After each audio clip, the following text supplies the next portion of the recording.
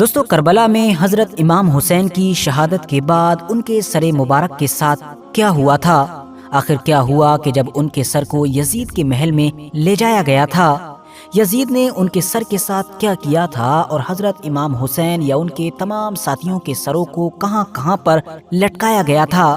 اور کیا سچ میں حضرت امام حسین کے سر نے کٹنے کے بعد بھی قرآن کی تلاوت کی تھی؟ اور آج کے دور میں آخر حضرت امام حسین کا وہ کٹا ہوا سر کہاں پر موجود ہے؟ یہی وہ سارے سوال ہیں کہ جن کے جواب آج کی اس چھوٹی سی ویڈیو میں ہم لوگ جاننے کی کوشش کریں گے۔ RH نیٹورک کی نالجبل فرینڈ، سب سے پہلے تو آپ یہ سمجھ لیجئے کہ کربلا کے میدان میں حضرت امام حسین اور ان کے تمام ساتھیوں کی شہادت اور اس کے بعد ان کے جسموں سے ان کے سروں کو الگ کرنا، یہ ایک ایسا دردناک واقعہ ہے کہ جس کو قیامت تک نہیں بلایا جا سکتا ہے۔ اور اس کے بعد ان کے سروں کے ساتھ اور اسپیشلی حضرت امام حسین کے سر کے ساتھ کیا ہوا تھا، اس کو لے کر بھی ہم کو اتہاسک کتابوں میں بہت ساری الگ الگ طرح کی روایتیں ملتی ہیں۔ ایک مشہور روایت میں یہ ذکر کیا گیا ہے کہ 10 محرم کے دن ہی عمر ابن سعد نے حضرت امام حسین کے کٹے ہوئے سر کو خولی بن یزید کے حوالے کیا تھا اور اس کو یہ ذمہ داری دی تھی کہ وہ اس کو حفاظت کے ساتھ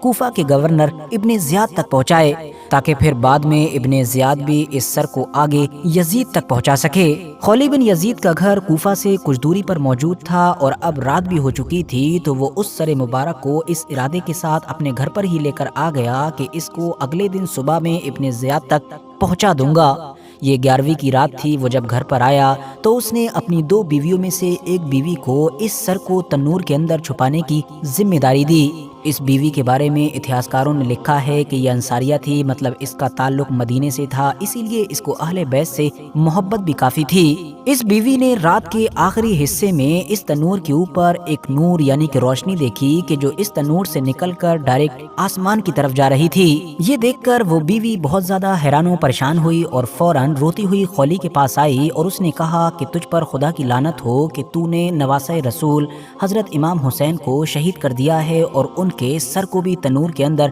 چھپا کر رکھا ہے۔ ساتھ ہی ساتھ اس کی جو ایک دوسری بیوی تھی جس کا نام اتہاسکاروں نے انوار لکھا ہے، اس نے تو خولی سے کہا کہ اب تم ہرگز مجھے اپنے بستر پر نہیں پاؤ گے۔ وہ اسی لیے اس سے الگ ہو گئی اور تاریخ میں لکھا گیا ہے کہ اس کے بعد پتہ ہی نہیں چلا کہ آخر اس کی وہ بیوی کہاں چلی گئی تھی۔ حالانکہ دوستو، یہاں پر یہ بات بتا دینا بھی ضروری ہے کہ اتہاس کی کچھ کتابوں میں یہی واقعہ کچھ فرق کے ساتھ بھی ملتا ہے، مطلب لکھا تو ان میں بھی یہی ہے کہ رات کا اندھیرا ہو جانے کی وجہ سے خولی بن یزید یہ سر ابن زیاد تک پہنچانے کی بجائے اپنے گھر پر لے آیا تھا اور اس کو چھپانے کا حکم دیا تھا۔ لیکن ان کتابوں میں اس واقعے میں فرق یہ ہے کہ اس میں لکھا گیا ہے کہ تنور سے نکلنے والی روشنی بھی خولی بن یزید کی دوسری بیوی نے نہیں بلکہ انوار نے ہی دیکھی تھی، جس کے بعد وہ غصے سے اس سے الگ ہو گئی تھی۔ اور اس کے بعد یہ عورت کہاں چلی گئی تھی، تاریخی کتابوں میں اس کا کہیں پر کوئی بھی ذکر نہیں ملتا ہے۔ بہرحال اگلے دن صبح میں خولی بن یزید کی طرف سے وہ سر ابن زیاد کے محل میں پہنچا دیا گیا تھا۔ ابن زیاد نے تو جو کرنا تھا وہ کیا ہی،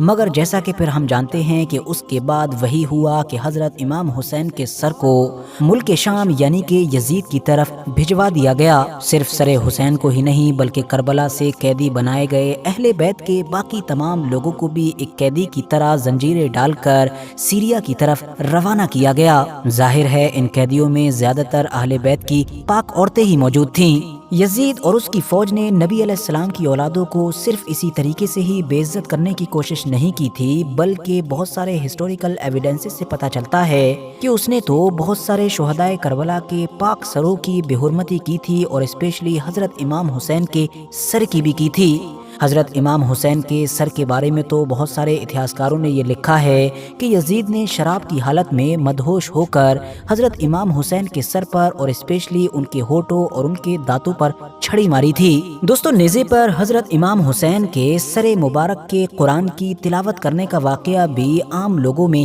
کافی مشہور ہے۔ شیعہ لوگوں میں تو اس کی بے شمار روایتیں ہیں ہی، اہل سنت میں بھی زیادہ تو نہیں مگر کچھ روایتیں ضرور ملتی ہیں۔ مثال کے طور پر منہال सुहाल बिन अमर से रिवायत है, उसने कहा, खुदा की कसम मैंने हुसैन बिन अली के सर को नेज़े पर देखा। मैं उस वक्त दमिश्क शहर में था और वो सर कुरान की सूरह कहफ की तिलावत कर रहा था। यहाँ तक कि जब वो तिलावत करते हुए इस आयत पर पहुंचा, अम हसिब्ता अन्ना अस्हाबल कहफी वरक़ीमी कानू मिन आयातिना अजबा, तब उस सर अक़दस ने खुद ही क्लियरली ये कहा कि अस्हाबे कहफ से ज्यादा अजीब वाक़या मेरे कत्ल का और मेरे सर को नेज़े पर उठाए जाने का है। रिवायतों से पता चलता है कि जब यजीद ने शुहदाए करबला के सरों को अपने महल में देखने की ख्वाहिश को भरपूर तरीके से पूरा कर लिया था, तो फिर उसने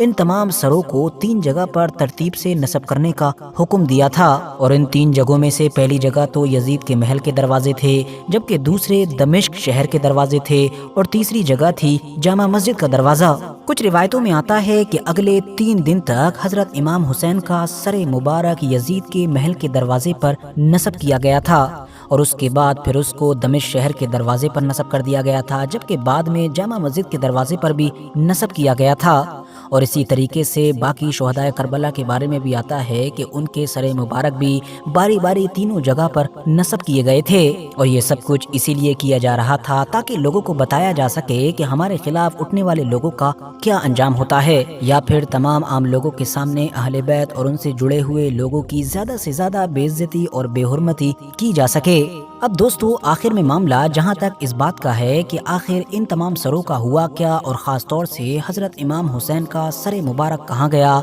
आज कहाँ पर दफन है, तो इसको लेकर भी इतिहासकार अलग अलग राय रखते हैं। कुछ लोगों ने लिखा है कि हज़रत इमाम हुसैन के सर को दमिश्क की जामा मस्जिद के अंदर ही दफना दिया गया था, तो कुछ ने ये भी लिखा कि इमाम हुसैन का सर तो मिस्र की रियासत काहिरा में दफनाया गया। जबकि एक रिवायत में ये भी मिलता है कि इमाम हुसैन के बचे हुए इकलौते बेटे इमाम ज़ैनुल आबिदीन की जब अपने शहर मदीना की तरफ वापसी हुई तो तमाम शुहदाए करबला के सरों को उनके सुपुर्द कर दिया गया था और फिर उन्होंने रास्ते में तमाम शुहदाए करबला के जिस्मों से उनके सरों को मिलाकर दफन कर दिया था। जबकि इसके अलावा एक रिवायत ये भी है जो सबसे ज़्यादा मशहूर है और सबसे ज़्यादा मकबूल भी है, वो ये कि हज़रत इमाम ज़ैनुल आबिदीन की मदीना में वापसी के साथ ही हज़रत इमाम हुसैन के सर को भी मदीना की तरफ ही रवाना किया गया था और बाद में उनके सर को उनकी प्यारी माँ यानी कि हज़रत बीबी फातिमतुज़ ज़हरा रदियल्लाहु ताला अन्हा के बराबर में ही दफना दिया गया था। मुस्लिम स्कॉलर्स या फिर बाकी हिस्टोरियंस की तरफ से